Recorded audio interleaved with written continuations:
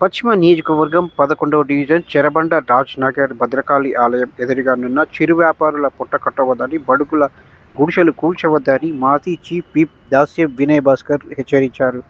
భద్రకాళి ఆలయం ఎదురుగానున్న చిరు వ్యాపారుల షాపులను ధ్వంసం చేయడాన్ని వినయ్ భాస్కర్ పరిశీలించారు. ఈ సందర్భంగా వినయ్ భాస్కర్ మాట్లాడుతూ, పొట్టకూటి కోసం పనిచేస్తున్న చిరు వ్యాపారుల మరియు బడుగు గుడిసెలను కూల్చడం అన్యాయమని అన్నారు.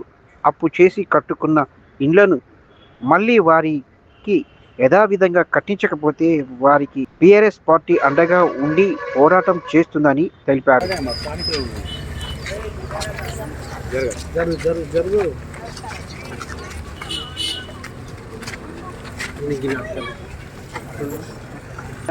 గత కేసీఆర్ ఉన్నప్పుడే మాకు ట్రాక్టర్ పంపించిండు.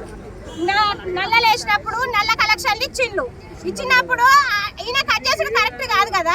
మమ్మల్ని ఇంత గోసపరుచుకున్నాడు అయితే కరెక్ట్ కాదు. మాకు నీళ్లు లేకున్నా నిప్పులు లేకున్నా కరెంట్ ఒకవేళ కట్ చేసినా కూడా ఇక్కడ ఉండాలి, కదిలే ముచ్చట లేదు.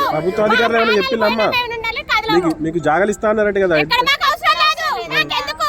మా అయ్యలు మా తాతలు కొట్టిన జాగే కదా ఇది. పేదల ఇండ్ల పైన మరి జాగా ఎవరి కోసము, ఎవరి అభ్యున్నతి కోసము, ఎందుకోసము, పేదల హక్కులు ఉండొద్దా, పేదల నివాస స్థలాలలో ఈ బుల్డోజర్లు ఎందుకు, ప్రొక్లైన్లు ఎందుకు, ఈ ట్రాక్టర్లు ఎందుకు అని చెప్పి ఈరోజు పేదల ప్రజా పక్షాన మేము పోరాడుతున్నాం.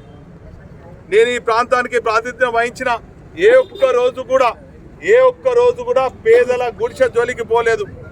ఈరోజు 10 ఏళ్ళ నుంచి కూడా ఇక్కడ కరెంట్ బిల్లు కట్టుకుంటున్నారు.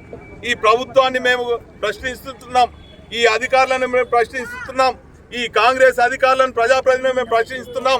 10 ఏళ్ళ నుంచి ఇక్కడ ఉన్నటువంటి వాళ్ళు కరెంట్ బిల్లు ఎందుకు తీసుకున్నారు, నల్లాలు ఎందుకు ఇచ్చిండ్రు, ఈరోజు రోడ్లు ఎందుకు వేసినాం?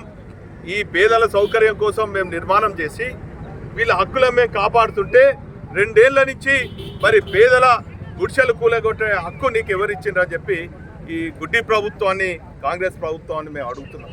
ఏదేమైనప్పటికీ కూడా ఖచ్చితంగా న్యాయ పోరాటం చేస్తాం.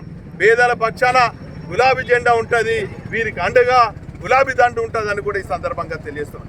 దయచేసి అధికారులకు విజ్ఞప్తి చేస్తున్నాం, డిమాండ్ చేస్తున్నాం, పేదల పక్షాన మీరు అడగండి. ఈరోజు ఈ ప్రజాప్రతినిధులు ఉంటారు, ఈ ప్రభుత్వం ఉంటుంది, తర్వాత పోతుంది, కానీ మీ సర్వీస్ 30-40 ఏళ్ళు ఉన్నది. దయచేసి ఇటువంటి ప్రజాప్రతినిధుల మాటలు విని మీరు పేదల జోలికి వస్తే ఖబర్దార్ అని కూడా ఈ సందర్భంగా తెలియజేస్తున్నాం.